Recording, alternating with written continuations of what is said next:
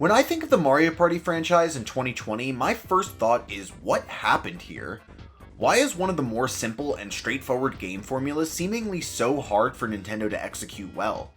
Super Mario Party definitely took a step in the right direction when it was released in 2018, but still left a lot to be desired coming off the heels of the disappointing Mario Parties 9 and 10.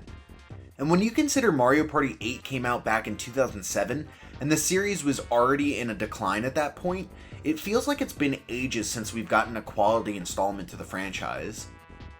One of the perks of growing up as a kid in the late 90s and early 2000s, if you were a fan of Mario Party, was that we were getting quality entries to the series every year for more than half a decade.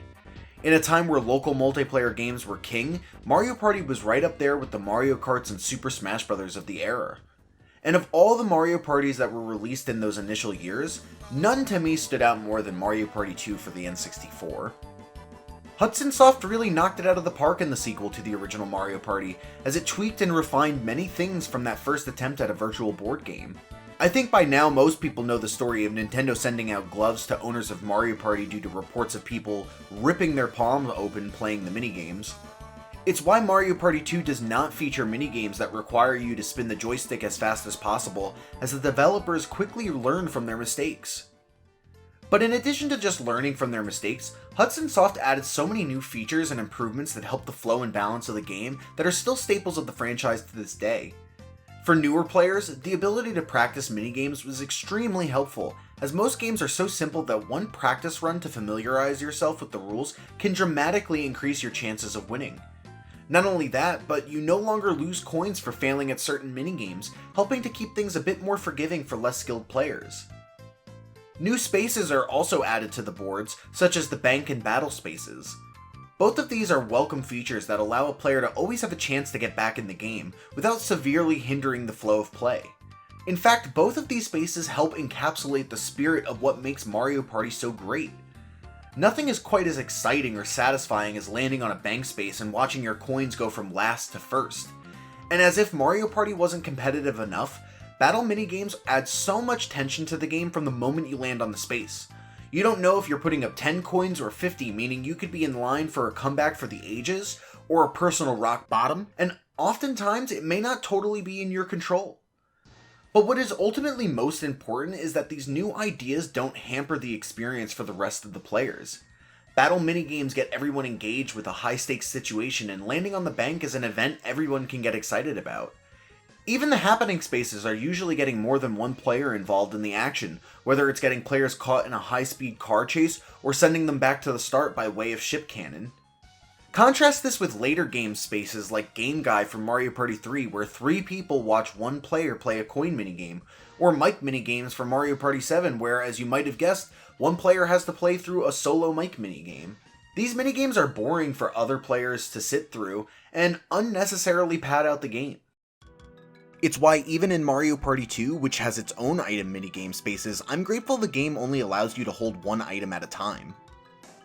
This way, if you land on a space while already holding an item, it's as if you landed on a free space and the game progresses on to the next turn.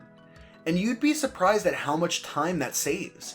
It's why even a good idea on paper, like bumping your item capacity from 1 to 3 in later installments, winds up seeming like a if it ain't broke, don't fix it type of situation. Think about how many more single-player minigames or cutscenes of players receiving capsules you'll have to watch over the course of a 20 to 50 turn game due to your ability to carry 3 items in later installments. Grabbing a capsule in Mario Party 5 only takes about 10 seconds to do, but do the math of even a 20 round turn on the Toy Dream board where there's a capsule machine right at the start of the level. It doesn't seem like a big deal, but then you sit back and realize you've wasted several minutes of your life watching the same capsule cutscene over and over. And it feels as the series goes on, there are more of these little cutscenes that on their own don't seem like a big deal, but cumulatively add so much time to a game that already usually takes an hour to complete on what the game calls light mode in some installments. While the speed and flow of Mario Party might not seem that important on the surface, I really think it's the difference between having a good time with friends or getting seriously bored. The minigames are always going to be fun, and we'll talk about those more in a second, but if the stuff in between those minigames isn't fun, 20 turns will wear you down and make you feel fed up. But this is once again where Mario Party 2 shines above others in the series, as I feel the little details make these boards so much fun to play. For starters, I've been dying to talk about how much I love that the characters dress up appropriately depending on the board you select. Pick Pirate Land, and you'll all be dressed up as sea captains. Select Western Land, and you'll dress up as deputies. Or choose my personal favorite, Horror Land, where you'll dress up as witches and wizards. The winner of each board then goes on to face a similarly dressed up Bowser to save the day, and man, if it isn't great to see Bowser in a silly Sphinx costume, I don't know what is. Each board also has a gimmick unique to it that helps the stage stand out. A key element to why this succeeds in Mario Party 2 is because none of the gimmicks feel overbearing. Take for example the Bowser Cannon of Spaceland. A giant timer sits in the middle of the stage, and as players pass over it, it clicks down from 5. Eventually, when the timer hits 0, Bowser will charge up a laser beam and blast it diagonally across the stage. Any unfortunate soul in the path of the beam will feel the pain, losing every coin they have, but as long as you're not in the line of fire, you have nothing to worry about. This is such a fun addition because it's always a little nerve-wracking when you know the number is low and you're in the danger zone. And the excitement created by the timer's presence, or when you watch a friend get hit with the laser, more than makes up for the occasional time that you suffer the beam's wrath. As I mentioned before, Horrorland is one of my favorite stages, and its night and day gimmick was so popular that they actually built Mario Party 6 around the concept. While a little less in your face than the Bowser laser of Spaceland, the night and day cycles can actually have an impact on the game, as they can potentially seal off pathways and features that you might want to use.